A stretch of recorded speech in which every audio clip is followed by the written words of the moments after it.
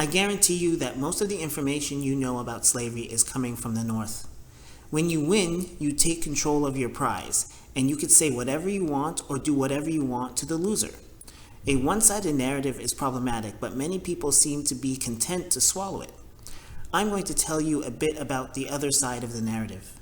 Welcome to Black History Decoded, where I give insight into Black or African history that has been misrepresented over the centuries. Rosewood, Florida, the site of a 1923 massacre of Black residents at the hands of a white mob that murdered at least 6 Black residents, forced the rest of the town to flee. Many eyewitnesses said the true death toll was far higher. The violence began when a white woman falsely accused a Black man of assault. By the time the massacre ended, every building in Rosewood except one had burned down. No law enforcement agency investigated the massacre. No one was ever charged with crimes. That massacre happened under the free system, not under slavery. Did you know when Black people got out of slavery, it was much, much, much easier to attack and marginalize them? I want you to listen to this. A woman that did slave patrols is being interviewed, and she will tell you why the murder rate of Black people skyrocketed after slavery, post-war. When I was really struck by this distinction that you touched on just now, but it kind of really drove home in the book, is that, post-war, that constraint on what the patrol could do to an African American was because they were someone else's property. And then after the war, murder is really just skyrockets.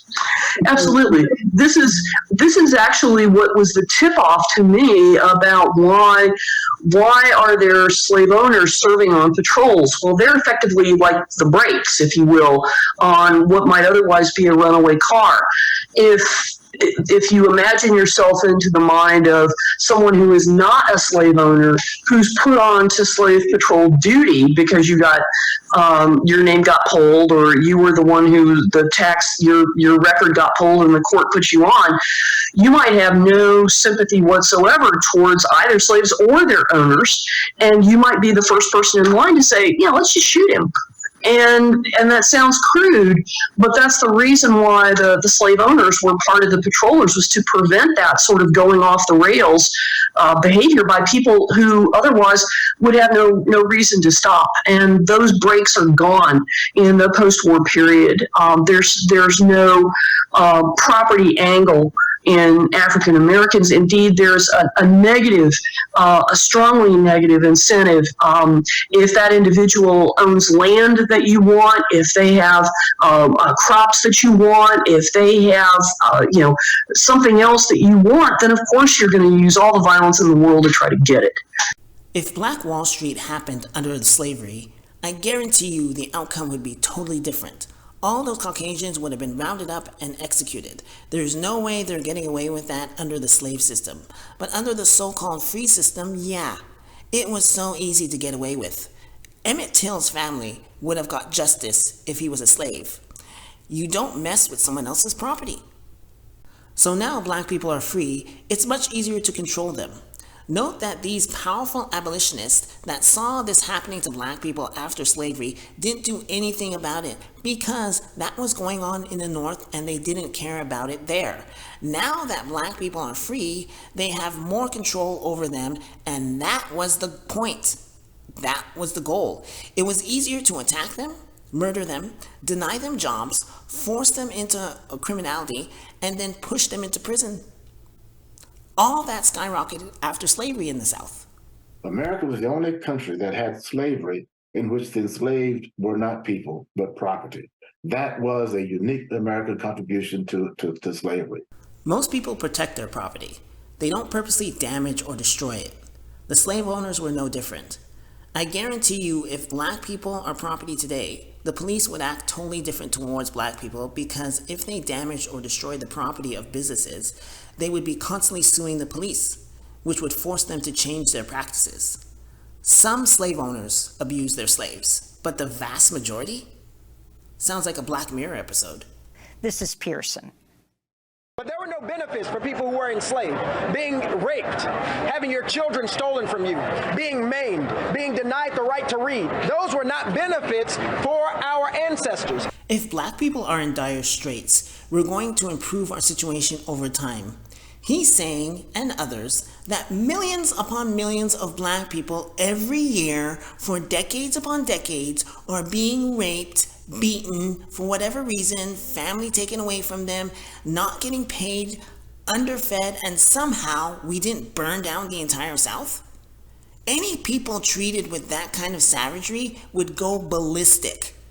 What he said happened to a minority of black people, and those blacks did something about it. They ran away or they rebelled. This was not happening to the vast majority of black people. Don't be ridiculous. The narrative that black people are punks, that's what it is.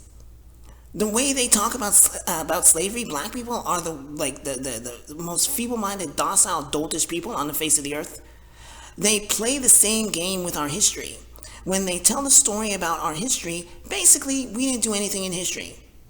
According to their narrative, we are pathetic under slavery, and we were also pathetic in our history.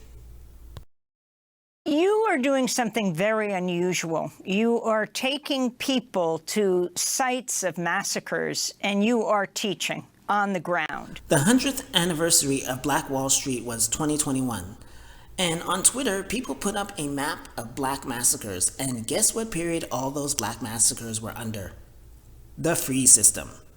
Is this guy going to tell his students that? Most likely not. Tell no lies, right? I don't think he's willingly lying. He's just ignorant. Like most people about slavery and history in general, but that's because of the educational system. The Florida Education Association, a teachers union representing about 150,000 teachers, called the new standards, quote, a disservice to Florida students and are a big step backward for a state that has required teaching African-American history since 1994. With the curriculum saying you have to talk about how slavery actually benefited the enslaved. I'm going to prove how ridiculous these teachers are. Cognitive dissonance. They want to speak the truth, but can't deal with reality. Now, I think DeSantis is shady, but slaves did acquire skills during slavery, and yes, they had them before they came to America. Those skills were maintained during slavery. If DeSantis was saying that there were no problems under slavery, then that would be a big deal, but he's not. People are kicking up a fuss over a fact, a reality. Apparently, black people have to be pathetic in every situation in history. This is unbelievable. Black people are supposed to be pathetic under slavery. How dare you say they acquired skills? That is what I hear. A one-sided narrative is a problem, and I guarantee you that most of the information we know about slavery is coming from the North, who despise the South.